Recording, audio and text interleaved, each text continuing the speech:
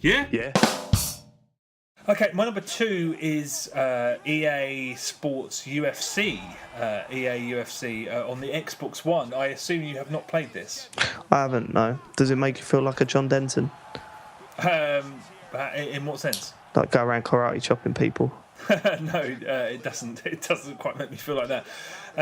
It's a strange game. This it does demand a lot of time, and I don't think it should be penalised for it. When I played the demo, it felt unduly intimidating, and I know that a lot of my friends who were almost certainly going to buy the game did not because of the demo, because they made it so overwhelmingly complicated.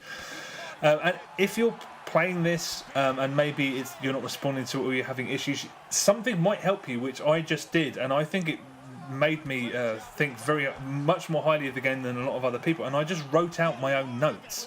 There are instructions on the website, and if you purchase the box version of the game, I'm sure there's instructions and sort of moves and whatnot in there. But I just wrote down very basic, like how to get out of a sort of takedown attempt, stuff like that. The very basics, and I had them next to me on a page, so whenever I was playing I could just glance at them, and that it helped me think more of the game knowing. But this is not a complicated game. What seems like the most complicated fighting game ever devised is nothing of the kind. It's so very clearly a game made by a bunch of people who specialise in making boxing games, and that's fine with me. I've been a huge boxing fan since I was a kid, and mixed martial arts is something that I really do like, but I don't quite obsess over it in the same way I obsess over boxing, so it's fine with me. One of the weird things about it that the longer I played it, the weirder it became, is that it's almost entirely in real time. So rounds are very, very long. 5 rounds seems to... I don't know if it's exactly real time. It might be a little lower, but fights take quite a while. And that detracts from the realism, because they'd be...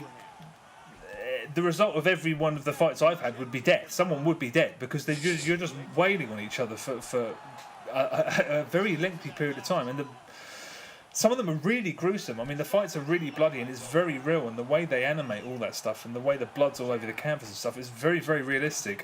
But even as a complete non-expert in mixed martial arts, I feel that there's something missing. I don't think anybody could deny that it never really even attempts to explore the intricacies of that sport at all. It's a boxing game with a couple of cursory nods to other systems that...